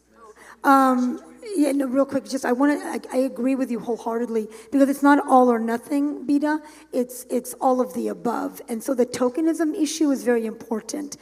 We Muslims, and I'm speaking for the Zoroastrian community as well, we never had a box to check off. Now at least there's a box that, you know, maybe we exist somewhere, even if we're someone's best friend. Thank you to Azita Ganazada, absolutely, and maybe you can talk about that in just a second. So I totally agree with Nazneen. It's sometimes you have to be the token so you can kind of move it along.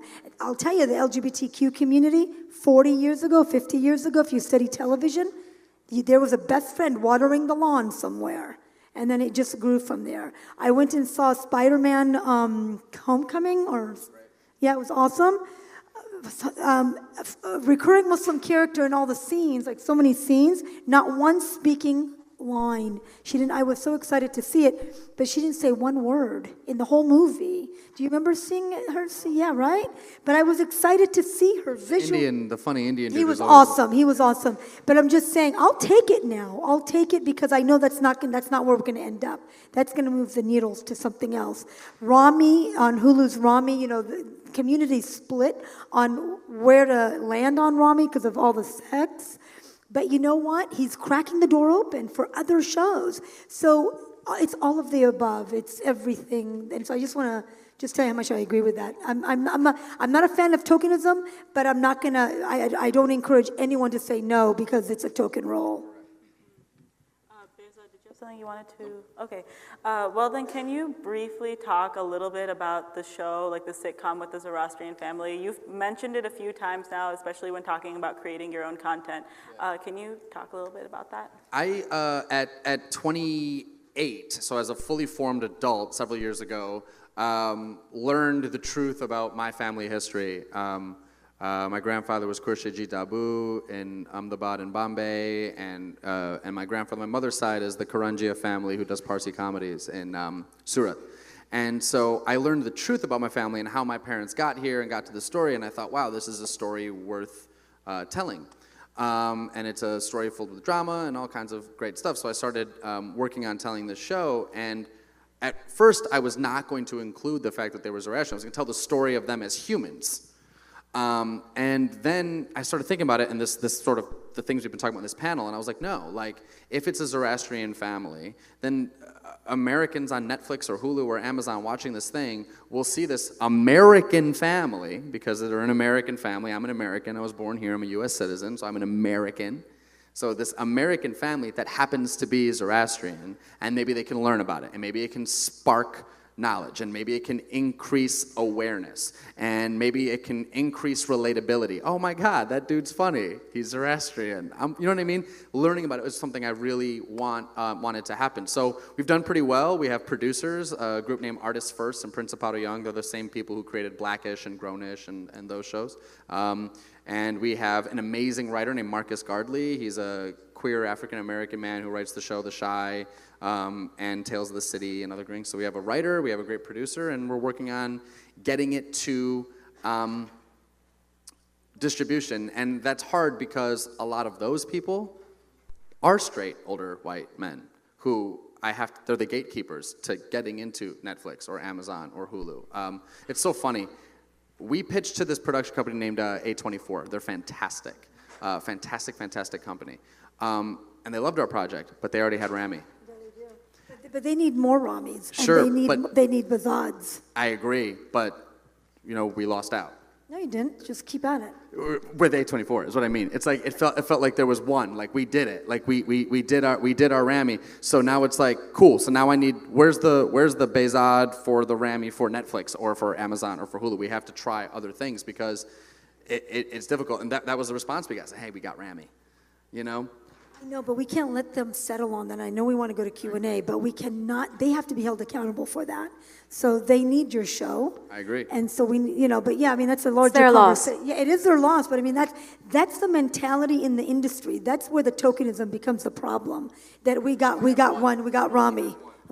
That's not even close. But you know what I mean? It's like it's not even similar. It's a comedy. It's about Muslims. It's not about okay. Zoroastrian. It's so different. Not okay. It's so different. But it feels like, oh, that's our brown slot. Yeah, but imagine if they said that for we got the Modern Family. It would That never wouldn't happen. happen. It would We have never Friends. happen. We have Seinfeld. Yeah. We have 5 shows about white doctors on I'm talking NBC. about LGBTQ narrative. What if we had our Will and Grace? No way. Yeah. Sorry. Let's get to Q&A. She has to go. Yeah, does the audience have questions? I don't know if this is still on. Does the audience? Yes. Sorry.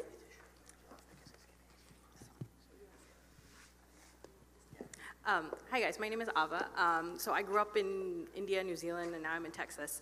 And I've been watching TV growing up, and I was just never really realized that I wasn't represented. Like, it didn't dawn on me. I just watched TV because I enjoyed it. And then a lot of my Asian friends got really excited about Crazy Rich Asians. and like we're talking about how important was representation was to them. And I also then started thinking every time Freddie Mercury was brought up, I'd get very excited to explain to someone that I'm Zoroastrian. So first of all, I want to thank you guys for what you're doing, because every time Nazneen, I see your name on the screen and the credits, like I get very excited, and I like to tell everyone at home that it's a Parsi name. And I'm really looking forward to this production that you guys potentially have.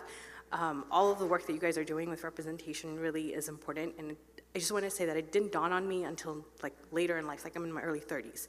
So I feel like what you're doing now is really helpful for all the youth out here that are now seeing you at this stage in their life. So thank you. Thank you. Yeah, Thank really quick on that. I know we don't have much time. Really quick on that. I was born in the 80s and watched a lot of TV in the 90s. And nobody looked like me on television. Nobody. Yet, in the end of that decade, I decided, you know what? I'm going to go spend $170,000 on college to become an actor, right? And it was like, that is, like you said earlier, that's an act of resistance in a way. Because nothing said that people look like me have done this. The only character was Apu, voiced by a white guy. Yes. And literally a white guy doing that voice. So, you know, nobody else looked like me as a lead on television. And so to then choose to study it is tough. But now I'm hoping that with representation, with the work that Nazneen's doing and others, it's like, oh, cool. Now some kid born in 2005 and is watching TV now can be like, oh shit, there's hella people that look like me, and inspire them. Yes. And just to add to that, it's so true, but you know, it's so interesting because I always grew up in a different, like I was born in India, but I grew up in Africa, and I grew up in England, and I always felt like an outsider. And I remember when we moved to Canada, all I wanted to be was white, and I wanted my name to be Sarah. Because like no one said my name right, and I was different, and I'd come from Africa. And it took me so long. It took me until I was like, you know, a teenager to realize how special that makes me. And how as an artist, this is actually a gift. It's a gift to be different. You have to know, as an actor, a successful actor knows what makes them different and them special. And that's what they bring to every role. And I really think that my diversity and my religion and my background and the way I was raised is what makes me able to do what I'm able to do. And it took a long time for me to realize that, because growing up, I only saw white people on TV. The Sound of Music was my favorite movie. I thought I would grow up to look like Julie Andrews. Like I was delusional, you know? Like I really didn't know. And now I realize, oh my God, like actually, I actually have it better than anyone else. I'm actually different. And when I go into an audition, sometimes I'll go into an audition, I'll be like, and I'll leave and I'll call my manager, I'm like, who's the only person who wasn't white in that room? Like they're going out for a white person. And he's like, yeah, but you're actually probably gonna be the most interesting choice if they pick you. He's like, actually you stood out as a result. And you should consider yourself like the fact that they wanted to see only this, but then they want to see you as well, makes you actually something more. And so that's something that I would really like future generations to see and remember. And that's what I feel so happy when you say you're happy to see someone of my name and my ethnicity on screen as a woman. It's really like, I didn't realize that that was important, but as I grow up and as I'm a mother and a wife, I realize it's really important, and I'm very proud, and I will continue to make everyone proud. I promise. That answer is what disgrace is about. What disgrace is about? That identity, what you just said. Hi, my name is Jungir Humavazir. I just wanted to quickly say I'm an actor in training, so I'd love to collaborate and talk to you guys afterwards about script process and audition process. But for now, I just wanted to know, have you guys ever considered or been close to using a stage name or changing your name to make it sound more white or anything like that? In 2009, in my bio, they mentioned a little bit that they talk about this play Disgrace that I work on. 2009, I was working on this play. 2010, it was around almost the 10-year anniversary of 9/11, and there's a character named Amir Hussein, which is one of the characters, and he changes his name to Amir Kapoor. He didn't make it more anglicized, he made it Hindu to sound safer, because Hussein felt unsafe, but Kapoor felt safe. I was creating this character, and I was creating this thing, and as I was creating this thing, I was like, fuck, my name's Behzad Dabu. Should I do that? I started thinking about there, and then that thought went quickly. Nope. I'm gonna make them accept it rather than make them accept me. Cool. Yeah. My last name is Contractor, and so I often get asked about my last name because it's Contractor. And they ask me, is it a stage name? Is it your married name? And I'm like, first of all, I would never pick the name Contractor to be a stage name. I asked you that outside. You asked me if it was my married name, which is a little more that's realistic. true, I that's said, never pick it. And I actually find, like, truly, it's actually such a great talking point. I would never change my name because I'm proud of my name. I'm married. I never changed my name still. I kept my own last name. My husband's very okay with that because it's part of my heritage, it's part of my identity, it's part of my ethnicity, but it actually is a wonderful jumping off point and point of discussion with casting directors and producers. Every single time they want to know about my name. And every single time I get to educate them about the Parsis, about Zoroastrians, about all that stuff. So for me, it's a gift. I know a lot of people who have changed the name. I think it's very personal. You know, it's really your own choice. You know, a lot of very famous people have changed their names. And I know a lot of Indian people who have changed their names as well. It's totally your choice. I think that it's the person, not the name. I really do. I think it's your talent, not your name. But whatever you choose to do is your own choice. But for me, my name has been a big help. Also, it's so funny. There's names like Ansel Igort and Benedict Cumberbatch, and you know, we learn to say these names, and no one says anything about that. I mean, the guy's name is Ansel Igort. That name is not easier. Unpronounceable. That name is not easier to say than Behzad Dabu. But he's white, so he never is asked if he ever wanted to change his name to a stage name. You know what I mean? Right. So there's some root. I mean, I've learned to say Benedict Cumberbatch. I've learned to say that. So someone should learn to say Behzad Dabu, I think. Cool. We might have to leave after the thing, but I would love to talk to you. So find me on Instagram if we can't chat here. We can connect quickly. Sweet. Thank you, guys.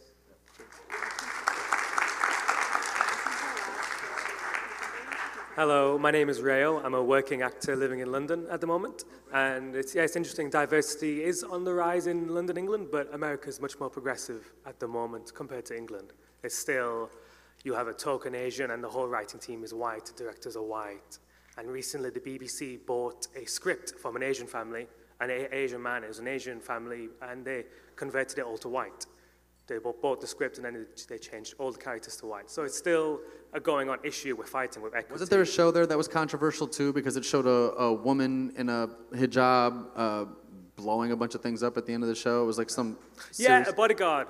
Bodyguard. Yeah, there was controversy around that too, right? I didn't watch the show. Yeah, that was a bit of an unnecessary, the Muslim woman was evil the whole long way. The whole time, yeah. It was a bit. I was going to ask, as an actor, do you have any funny rituals before an audition? For instance, I wear my lucky boxers. I do a couple of laps around the building just before I go in the audition. I was wondering if you guys have any quirky, funny rituals you do. I have a funny ritual after an audition. As soon as it's over, in the building that the audition was in, I throw out the sides. I throw out the sides as soon as the audition is done. As soon as I leave the cast director's office, even if there's not a trash there, I'll go in the bathroom and throw it in the trash. Because it's a way of getting rid of it. That way it's not in my car. I don't have to see it again. It doesn't pop out. It goes away. The only way I can stay sane as an actor is if my auditions go away. You don't get 90,000% of the auditions that you go on. And if I keep them reminding of that great audition I did that I never heard from, I drive myself insane. So I get rid of it. I get rid of it immediately. I literally audition, and then I throw it out. I forget the character. I move on to the next thing and then when I get the call back, it goes, oh shit, then I got to reprint. And it makes me have to rework again. So that's my weird little ritual. So I have very religious parents. So before I leave my house for my audition, I always light a diva. Before I leave my house anyways, I always light a diva. And literally before I go into the room, I pray like Yasna, I pray like Ashem Vohu, I pray Yatha Ahu Vaeryu, and then I go into the room. And so that's something that I've done before every test I've ever taken, before, anything. But I always do it before I leave the house for an audition. And I actually do the opposite. I keep my sides. And I think I have like sides from like 24, which is a job I booked like 10 years ago, like my audition slides, because for me, I don't know, I take rejection really well now, but I just get so attached to everything that I play, and it's so personal for me, and sometimes I'll do an audition and then like, I'll have a breakthrough in the audition after I've auditioned for it, but for me, it's part of the learning. Like, I'm like, oh my God, I should have said it that way, or, oh, that's what that meant. So I'm a little bit of a, and I also keep them because my son uses them for like, scrap paper to draw on and stuff like that. That would remind me, that's that. What are you drawing on? That's the role I didn't get. But I used to be really upset about it. I used to get very upset about it, and it would really destroy me. And then I think once I had children, because I had something else to focus on that was far more important than myself or my career. Now you have a healthier emotional life. It became, no, but it was really, for me, it was a big switch. It became less about, they just became jobs. Yeah. And you just get jobs, right? You get them, you don't get some, and you get some, and you have to look at it that way. So I pray and I try to look at it like there's always something else. You didn't get it because you're going to get something else. I do touch my Fra-Vahar and give me like a Yatha Ahu or a Banami Kura before an audition sometimes. My mom put that in me. Yeah. It works. I'll sit there, Banami Kura,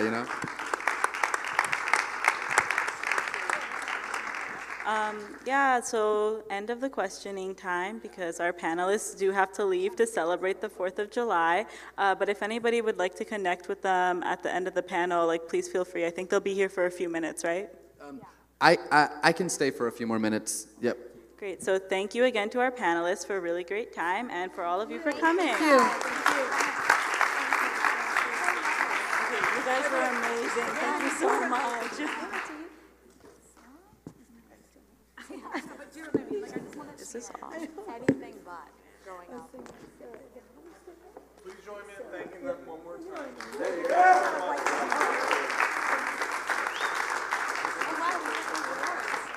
Really?